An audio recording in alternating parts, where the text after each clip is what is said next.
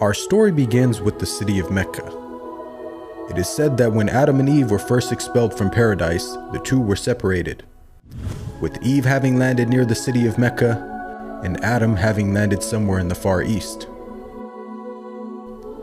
After many years of searching for one another, Adam finally managed to make his way down through the Arabian Peninsula to Mecca, and it was at the top of Mount Arafat, just outside the city of Mecca, where the two were finally reunited.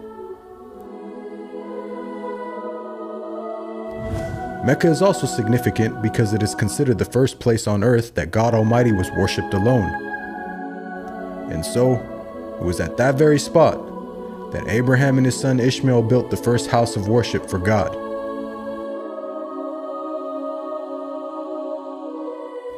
In honor of this, God Almighty had built in the heavens a similar structure for the angels. And it is said that every day, 70,000 angels come to that building to perform their prayers and then leave, intending never to return again.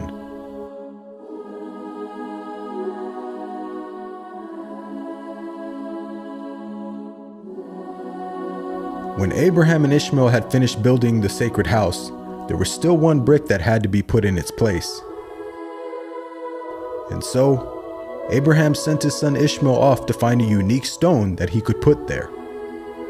But God Almighty destined that the final stone that was to be laid would not be from the material of this world, but instead a stone directly from the heart of paradise.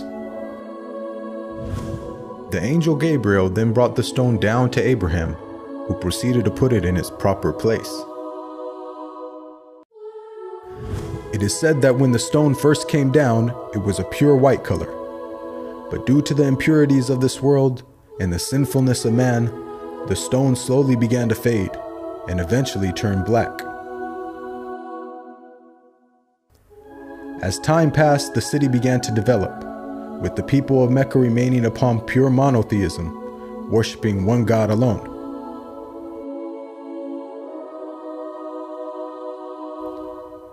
This despite the fact that their neighbors in Egypt, Mesopotamia, and the Levant had been practicing paganism for centuries.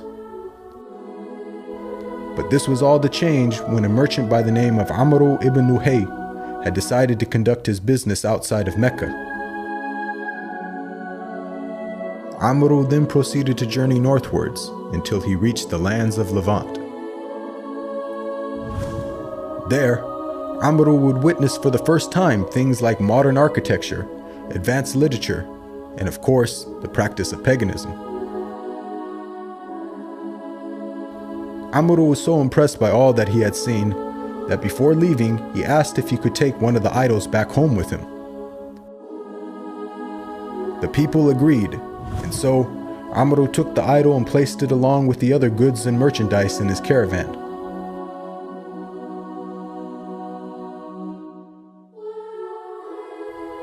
He then set out southwards, back towards the city of Mecca. When Amr arrived back home, he immediately took the idol and placed it right in front of the sacred house. He then proceeded to tell the people that this was now going to be the God that they worship. Sadly, this concept faced little, if no resistance. And as time passed, the people began to worship more and more different idols, until it is said by the end of the 6th century, there were over 360 different idols surrounding the sacred house in Mecca.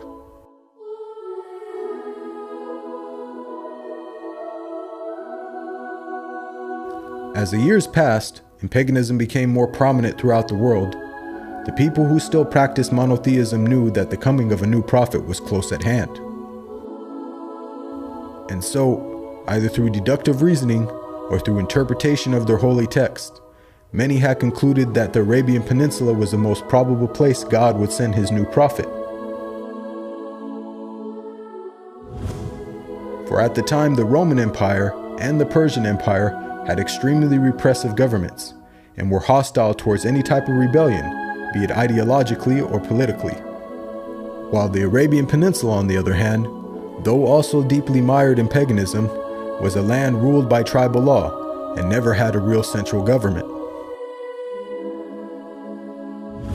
As time went by, It appears that more and more people began to move down to the Arabian Peninsula to await the coming of the next prophet. And so, in the very land in which man first worshipped his Creator, and where Abraham built the first house of worship for God alone, it was there where God had destined his last and final messenger would emerge.